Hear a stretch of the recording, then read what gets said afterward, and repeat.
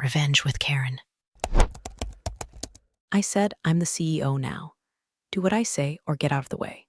That was the moment, right there, when Jared Langston, whose resume was longer than his tenure anywhere, decided to publicly castrate 14 years of my work in front of 30 employees and the company espresso machine. He was standing over my desk, red in the face, waving his overpriced tablet like it came with a moral high ground. His voice cracked just slightly as he repeated it, louder this time so the whole open plan floor could hear. I run this company now. You're just legacy. Got it? Phone stopped ringing. Janice paused mid-sip on her yogurt drink. A guy from logistics pretended to type but hit nothing but spacebar. Everyone knew something was coming, but no one knew what. I didn't argue, didn't cry, didn't even flinch. I just looked up at Jared, his hair gel holding on for dear life under the fluorescent lights, and nodded once, calm as a house fire. Then I stood, collected the legal pad I'd been using since 2013, and walked to my office. No words, no scene, just silence. Because I knew something Jared didn't. Oh, and before we get any deeper, if you're the kind of person who likes watching smug jackasses faceplant in front of auditors, hit that like button and subscribe. I promise the paperwork's gonna bite him exactly where you're hoping. And yeah, 93% of you don't subscribe, which is fine, but it kinda feels like Jared getting promoted. You hate it, but you let it happen. Don't be like Jared. Now, where were we? Ah, right, my office. The one Jared said I wouldn't need for long. I closed the door, pulled the blinds halfway, not all the way, never let him think you're hiding, and walked straight to the back cabinet. Not the digital stuff. He'd already revoked half my login credentials by then. I'm talking old school, 3-drawer, powder coat gray metal with a sticky bottom roller. The kind that still smells like copier toner and stale Altoids. Top drawer, HR files. Irrelevant. Middle drawer, compliance reports. Not yet. Bottom drawer, jackpot, there it was. The dusty, leather-bound binder with the gold foil lettering, Northcrest Dynamics Corporate Charter, revised 2009. Most of the execs had never even touched it. Jared probably thought the charter was a character in Succession. But I remembered. I remembered every clause, every revision, every emergency protocol we'd passed during the 2010 restructuring when a hostile takeover threatened to gut our contract's pipeline. That's when the board named me interim chair in a proxy vote. Temporary, sure, but no one ever amended it. Because no one ever thought I'd need to use it. I pulled out the binder, laid it on the desk, began flipping, slow, methodical, like disarming a bomb. And when I got to Section 3, Subsection 2.1, Board Governance and Change of Control, I felt something I hadn't felt in weeks. Power. Not the loud, kind Jared liked to stomp around with. Not the performative, spotlight-hogging nonsense investors mistake for leadership. This was the quiet kind. The kind that lives in signatures and bylaws. The kind that doesn't care if you have nice shoes, only cares whose name is on the dotted line. And mine was, right there.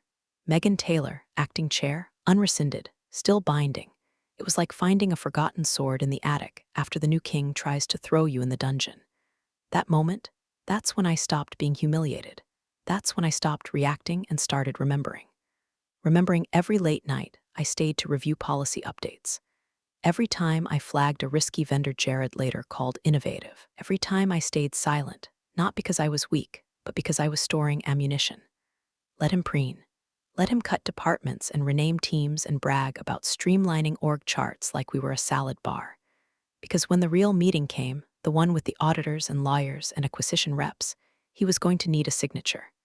And mine, it was still the only one that counted. The next morning, Jared held a mandatory leadership sync in conference room A. I found out when Janice from compliance whispered it to me while nuking her oatmeal. Didn't see you on the invite, Megan. Thought that was weird. It wasn't weird. It was war. By 9:15, I couldn't access my calendar. At 9:17, I was locked out of Slack. By 9:24, my company email was miraculously experiencing issues. And at exactly 9:30, got a calendar placeholder from HR titled Catch-Up Transition Planning. The word transition does a lot of heavy lifting in corporate America. Sometimes it means a promotion. Sometimes it means you're about to be replaced by a spreadsheet and a dude named Connor who just got his MBA in disrupting legacy systems. In my case, it meant Jared wanted a clean break, but with enough plausible deniability to keep the board from asking too many questions. HR meeting was held in a sad beige room that smelled like nervous sweat and bubblegum hand sanitizer. Margaret from HR, God bless her, looked like she'd rather be anywhere else. She greeted me with a forced smile and a manila folder labeled Voluntary Exit Framework. Megan, first let me say, we appreciate your years of service here at Northcrest, truly, she began, flipping the folder open like she was performing surgery on a dying cat. We're entering a new phase, and there's discussion of realigning senior leadership for operational agility. I said. Buzzwords. Nice. She blinked. Sorry, nothing. Continue. Inside the folder, a severance package that looked like it had been assembled by ChatGPT after 3 vodka Red Bulls. No mention of COBRA terms. Vague language around equity vesting. Not even a clear termination date. Just a whole lot of transitional support and optional early exit incentives. Then came the line she must have rehearsed in the mirror. This is a good opportunity to consider what's next, for you, personally. Maybe early retirement. Some well-deserved rest. You've earned it. I said, scanning the papers. Before I consider any of that, can you confirm whether the board has ratified changes to the corporate charter? Margaret froze like someone had pulled her plug. Not sure that's in the scope of HR. I closed the folder gently. Oh, it's in the scope. She adjusted her glasses, flustered. I can circle back with legal, I suppose, please do. And that was that. I walked out of the HR meat locker with the folder in one hand and a fire in the other. The kind of fire that doesn't burn hot, it just boils, slow and steady, beneath the surface. Back in my office, yes, still mine, I began pulling documents, old meeting minutes, proxy votes, signatory logs, anything with ink and teeth. I didn't ask IT to restore my access. I didn't argue with Jared. I didn't even talk to the board, because this wasn't about noise. This was about proof. He thought I'd slink away, that I'd take his insult and cash out quietly. But the thing about being underestimated, it buys you time. And silence makes people nervous in all the right ways. By noon, I had a full printout of the 2010 restructuring packet, including a scanned copy of the proxy vote, signed and notarized. Not a draft, not a proposal. A final, filed, and legally binding resolution naming me acting chair until further board action. And there had been no further board action. I could have danced. I could have screamed. But I just stapled it neatly and slipped it into a fresh red folder labeled Governance Retain. Around 3 p.m., Jared sauntered past my door, saw me working, and stopped just long enough to smirk. Everything okay in here? Need help logging into the retirement portal? I didn't look up. Everything's just fine, Jared. He chuckled and walked away. Poor bastard. He thought the fight was over. He didn't know I'd just picked up the sword. By the end of Jared's second week, the company smelled like a startup and bled like a crime scene, tore through departments like a chainsaw through drywall. Renamed operations to Momentum, canned the entire document control team to Analog, and declared we'd be rebranding as NXC Global because Northcrest sounds like a snowplow company. He had a vision, apparently, one fueled by buzzwords and whatever podcast he was binging during his cryotherapy sessions. There were foam core posters in the break room now. Slogans like Move Fast, Own IT. Pete, someone, probably forced, set them in PowerPoint font against glitchy images of mountaintops and gears. It was like getting screamed at by a text speaker inside a Word document. Then came the IPOs are sexy again speech. Delivered at an all-hands he titled the Phoenix Briefing, Jared stood under a literal spotlight. Yes, he brought one in, pacing like a deranged ringmaster. We're going to be leaner, smarter, more liquid. We're shedding dead weight and gearing up for something massive. Think Tesla meets Netflix meets. We don't even need a comparison. We are the future. Half the Zoom attendees muted him and did their taxes. Meanwhile, the engine of the company, the boring, efficient, quietly brilliant middle, started grinding to a halt. Vendor payments bounced because he fired the accounts payable lead who tracked cross-border tax compliance. Our internal tools broke because Jared thought using Jira made us feel small. He forced us onto a half-baked productivity platform called Sprint Hawk, which promptly crashed during the first system-wide update. And morale? That thing people like to pretend doesn't matter? It evaporated. Ruth from contracts left after 12 years. Oni from systems put in his 2 weeks and told everyone in the Slack goodbye thread that he was going to go find joy in a library basement. They weren't quitting the job. They were quitting him. I didn't say a word, not in the meetings I was still technically allowed in. not in the ones I wasn't invited to. I just kept walking the halls like a ghost with a badge. Let him pretend to be king. His crown was paper, and his throne was already on fire. But what I did do, quietly over coffee, was meet with two of the remaining board members, Rhonda and Glenn. We met at a tiny place off Euclid Ave that still did pour-overs and gave you exactly one napkin. They were uneasy. They'd both been on the board during the restructuring era and had invested too much into Northcrest to watch it become a punchline with a budget. Rhonda stirred her coffee 4 times before she even looked at me. "We didn't think it'd go like this," she said softly. "None of us did," I replied. Glenn leaned forward. "What's your take? Is this just posturing or damage?" "Real damage," I said. "He's not managing, he's performing. And the systems are starting to collapse." Rhonda frowned, and the charter, he's calling himself CEO. Did the board ever finalize those amendments from the January meeting? I didn't answer right away. Just took a slow sip of my black coffee, let the silence bloom, then smiled. Glenn blinked. "Weren't you still technically chair?" I said, setting the cup down. "Yeah, far as I know." They looked at each other. "Has that been updated?" "Not to my knowledge," I said, "and I've got the filings to prove it." It was a soft moment. Quiet. No slamming of fists or raised voices. Just two people realizing the iceberg might have been smaller than they thought, but it was still moving. Rhonda was the first to speak. "What are you planning?" "Nothing," I said. "Yet." But that night, I made a call to my old friend in Denver, Allison Marks, corporate counsel and a walking legal scalpel. She didn't ask how I was, just said, "What clause did he violate?" "Not yet," I replied, "but he's circling." "Then let's sharpen the knives." So I did. I scanned every board resolution from the last 5 years, pulled every document that bore my signature as chair, sent over time-stamped emails, PDF scans, and even the physical charter binder, all dated, all legal, all untouched. Because Jared could make all the noise he wanted. He could rename the building and give himself a personal parking spot and call press briefings with tech blogs no one read. But in this house, I still held the deed, and he was about to find out exactly how much that mattered. It was almost midnight when I unlocked the filing cabinet in my guest bedroom and dragged out the 3-ring Apocalypse, personal archive of Northcrest board documents, and a chatter, compliance logs, and governance relics. The binders were labeled by year and mood. One read 2010, the year everyone panicked. Another, 2015 CFO forgot to BCC. I lit a cinnamon candle, because chaos deserves a cozy scent, and cracked open the one labeled Strategic Restructure voting materials. I hadn't touched this binder in years.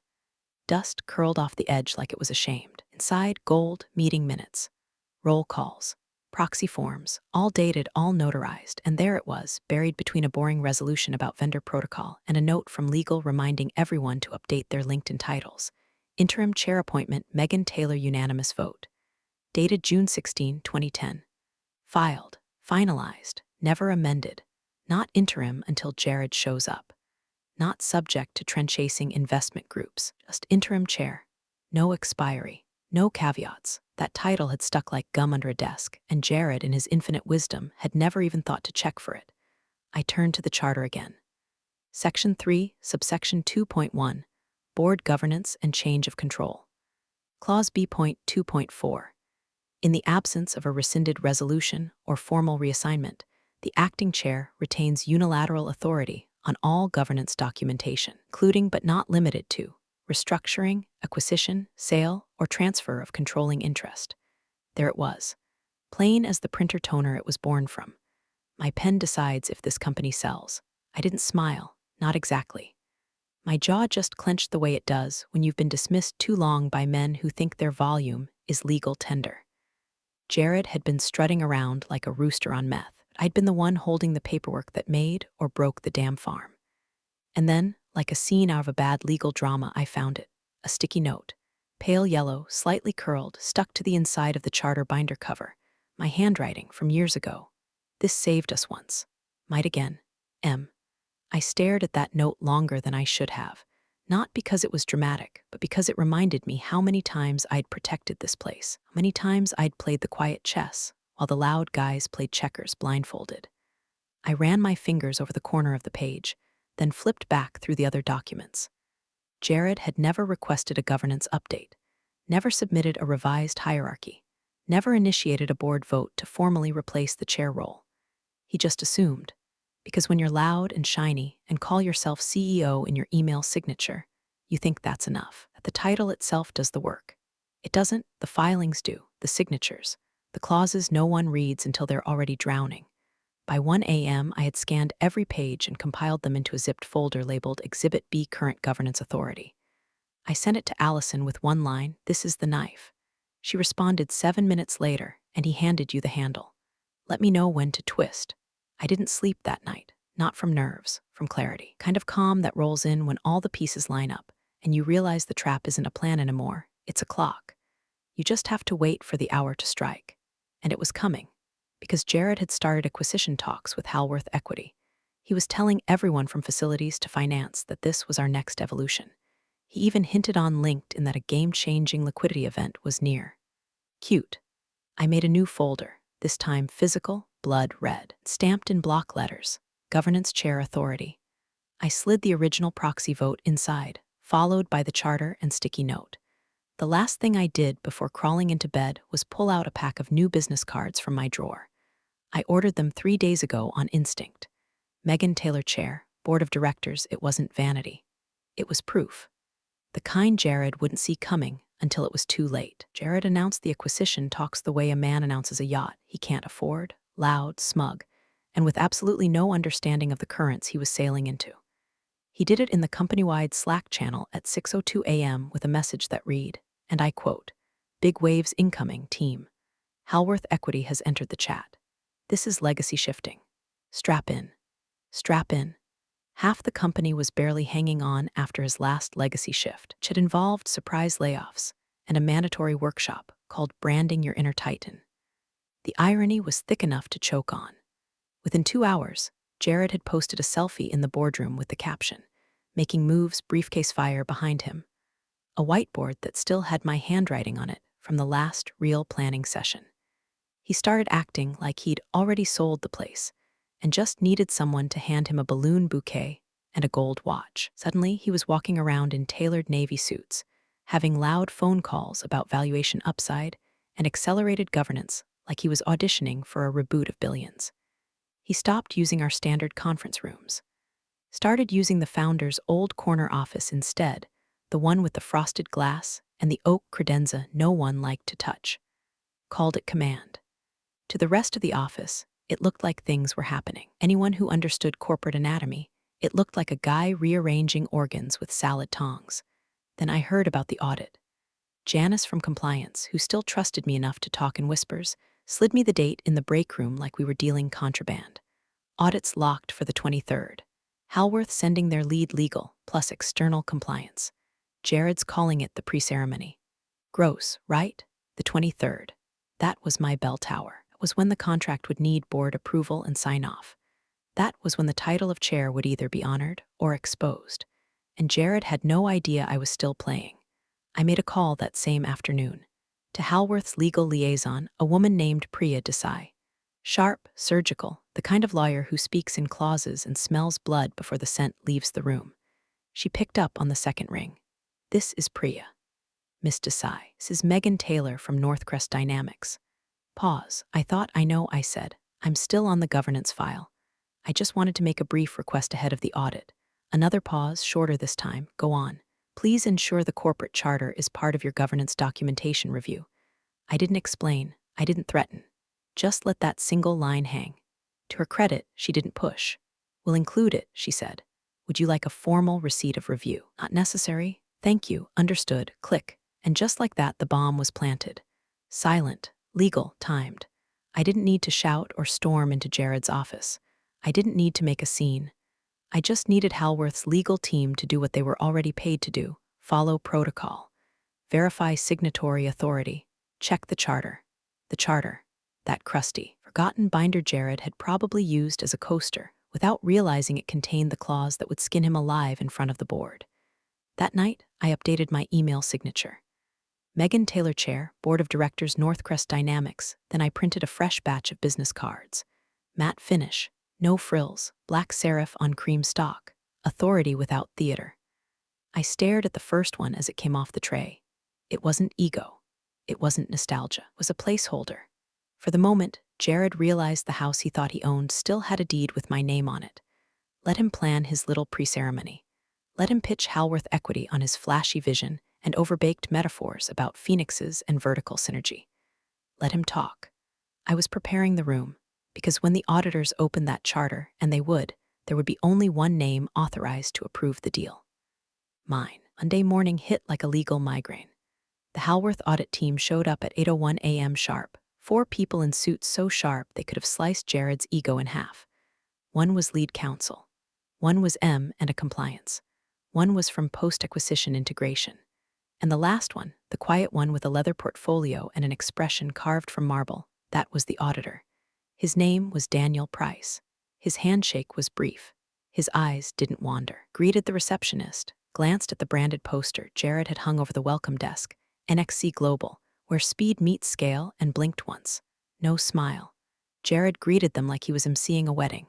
Welcome to command, he beamed, gesturing to the conference room he'd claimed like a dog on a tree. You're gonna love what we've built here. I was already seated, quiet. Bottom of the table, behind a pitcher of lukewarm lemon water. Not introduced, not acknowledged, just part of the furniture. Perfect. The table was laid out with glossy folders Jared had printed over the weekend, leadership vision, market positioning, projected synergy benefits. All fluff, no filings. His opening remarks were pure theater. A monologue about disruption leadership, executive agility, and narrative alignment. Daniel Price said nothing. Just clicked his pen. 10 minutes in, Priya Desai, the one I'd spoken to on the phone, walked in late, glanced at me once, then sat down without a word. She knew. Jared was mid-sentence, something about frictionless culture stacking, when Daniel finally raised a hand. Let's begin with governance, he said, voice dry as a tax form. Jared blinked, then snapped his fingers at his assistant, who rushed over with a branded binder. Absolutely. You'll see in here we've streamlined the reporting chain. Removed redundant oversight, clarified the role of the CEO. A role so decisions happen with velocity. He tapped the cover. That's the updated org structure. Clean, agile, post-traditional. Daniel didn't even look down. We'll need the original corporate charter. Jared blinked. Sorry, the original, not the abridged or internal-facing version. The filed, binding charter. Jared forced a chuckle. Right, of course.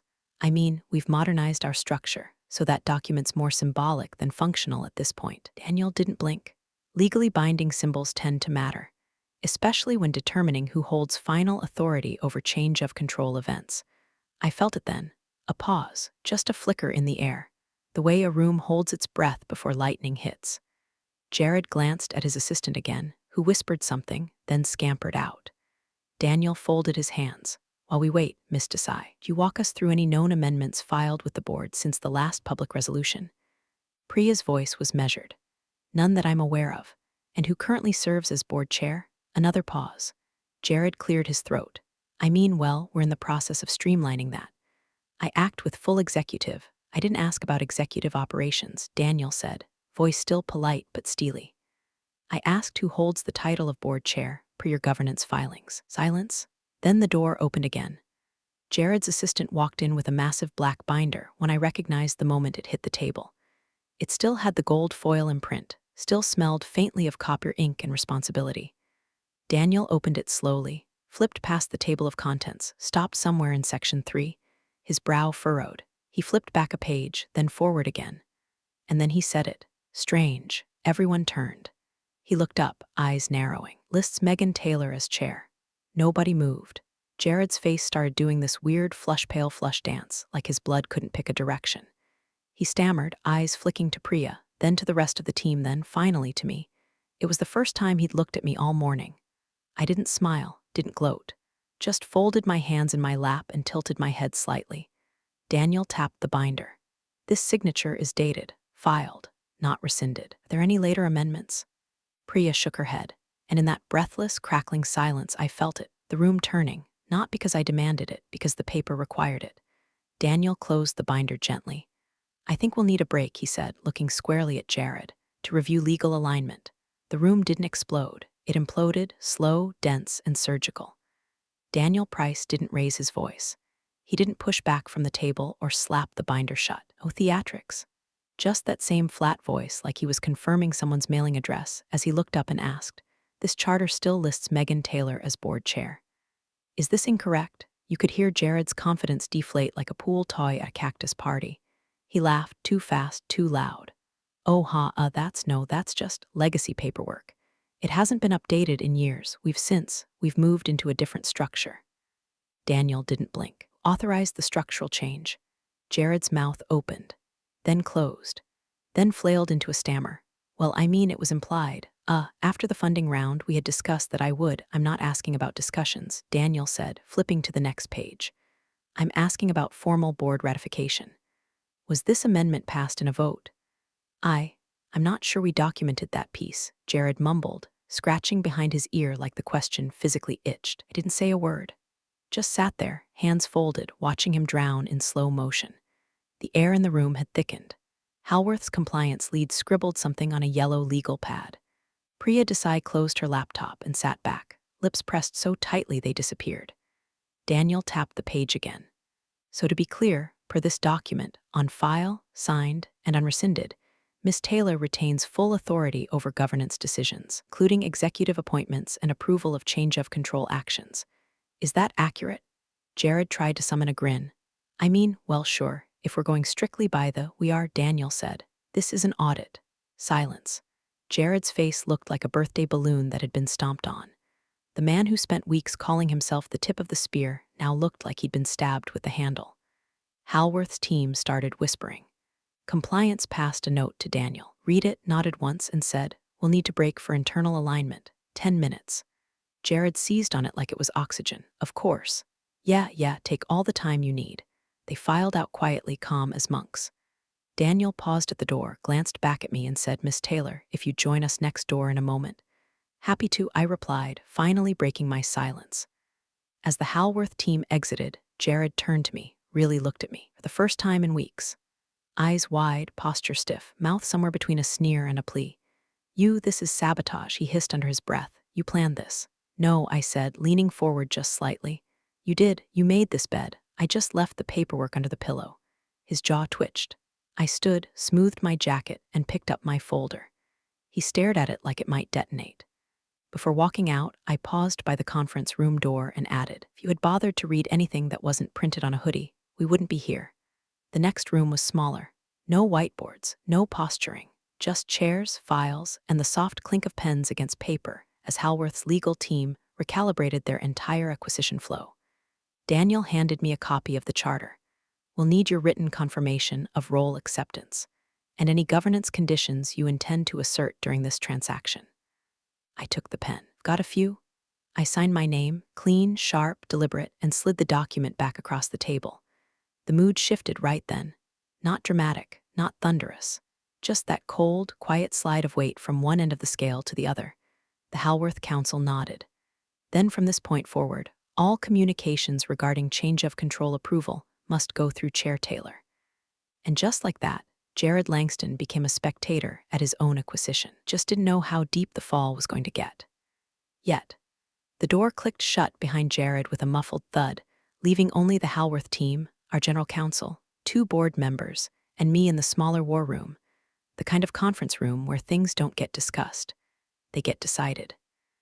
Daniel Price set the original charter on the center of the table like it was an ancient scroll that could damn or deliver an entire kingdom. Tapped once on the signature line with a capped pen.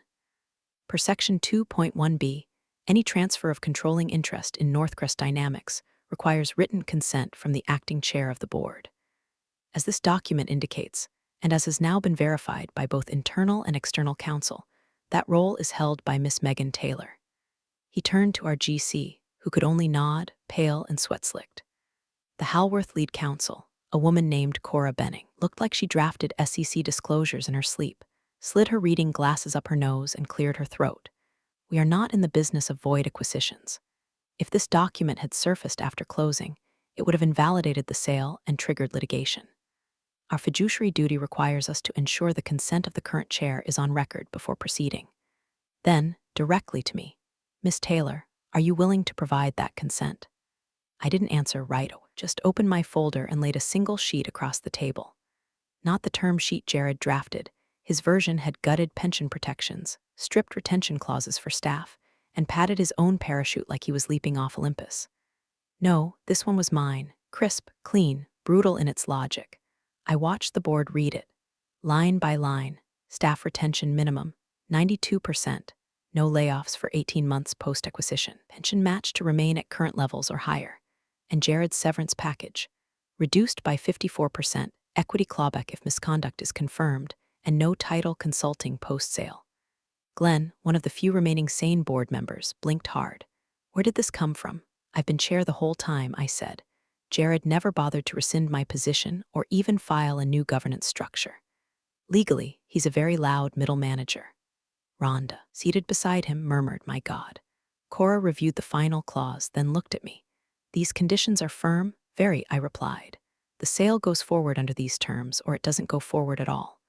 Daniel gave the faintest nod, like a judge handing down a sentence he didn't need to raise his voice to deliver. That's when Jared burst in. He hadn't been invited back in yet, but entitlement's a hell of a drug.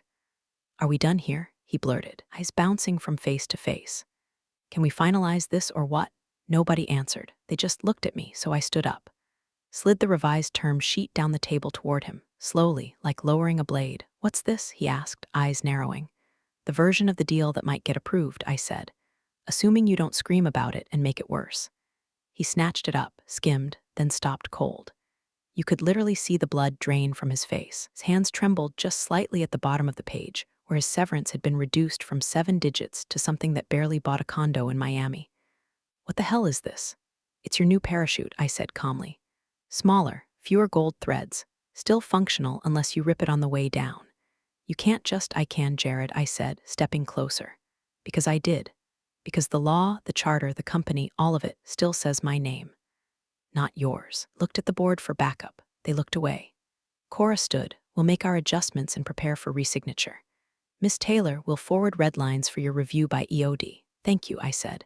As the Halworth team filed out, Jared just stood there, paper in hand, mouth open, trapped in that surreal moment where a man realizes he brought a kazoo to a gunfight. The last person to leave the room was Glenn. He paused at the door, glanced back, and said softly, "Next time, maybe read the fine print before you crown yourself king." And then it was quiet. Jared sat. I didn't, because I still had one more signature to give. And he was officially just a formality. The final acquisition meeting was supposed to be ceremonial. Jared had billed it as a victory lap, even going so far as to order custom notepads with NXCX Halworth One Future printed in soft gray script along the top. He had a photographer on standby. He wore a tailored blazer and a navy tie so tight it looked like it was holding in his last brain cell. The room was full: Halworth execs, Northcrest board members, external counsel, even a couple of junior analysts who'd been told to observe the close of a legacy-defining deal. Jared swaggered in, chin high, flashing his best VC smarm grin. He dropped his leather folio onto the table like it contained commandments. "All right, team," he said, clapping once. "Let's bring this home." The lead auditor from Halworth stood up. No fanfare, no preamble. Just a single, clean sentence: "We've reviewed the charter. Approval must come from Miss Taylor." Jared laughed, but it came out thin, less amusement, more panic dressed up in business casual. "Yeah, okay, but that's a technicality. I mean, I've been acting CEO for months now. Everyone in this room knows I've led the deal. This is a formality." The buyer's CEO, a man named Von Keller, didn't even look up from his notes. Just said flatly, "We don't recognize your authority here." The silence that followed didn't feel corporate. It felt surgical. Jared's mouth opened, then closed. He looked left, right, toward his own board, but found no one willing to meet his eyes. Not Rhonda, not Glenn, not even his assistant, was now pretending to rearrange a water pitcher like her life depended on it. And then, finally, I spoke. "I'll approve," I said, voice calm, "even with my conditions." I slid the revised term sheet across the table. Vaughn picked it up and read silently, page after page. When he got to the end, he glanced at Cora, who nodded once. "It's reasonable," she said, "and legally sound." Jared finally snapped. "This is a hostile hijack. She's not even involved anymore. She's been sidelined for months." "This isn't how governance works." Vaughn raised one hand, not to argue, to signal. Security entered the room. 2 plainclothed professionals, no fuss, no bark. One of them leaned down toward Jared and said, "Not unkindly, sir, we'll need you to step out." He looked at me like I was supposed to save him, like I owed him a damn thing. I didn't even blink. Wait, you can't just. Been relieved, I said. The door shut behind him with a click that sounded like a gavel. And then stillness. No cheers, no applause, just the cool, mechanical rhythm of ink finding its mark. I picked up the final document, Northcrest Halworth Acquisition Agreement, revised and signed where it mattered. Megan Taylor Chair, Board of Directors Cora, handed me the second packet, Equity Reconciliation and Oversight Retainer. $8 million in stock equity, guaranteed consulting role, and permanent advisory access for all post-acquisition compliance procedures. I initialed every page. Across from me, Von Keller lifted his glass of water and said, to boring paperwork, the kind that saves companies. I gave him a small smile and Barry's CEOs. He chuckled, nodded, and turned to his team. Let's begin integration. As the room shifted into next phase planning, I stayed seated. Sipped my tea, black, no sugar. From the mug I'd brought in myself. No cameras, no speeches. Just me, the contract, and a name that hadn't been erased, because no one had bothered to check the ink. You don't need fireworks to win. You just need to outlast the noise and own the signature line when the smoke clears. You're the real stars of the corporate jungle. Thanks for watching. Hit subscribe, or I'll flick the switch on your old cubicle memories.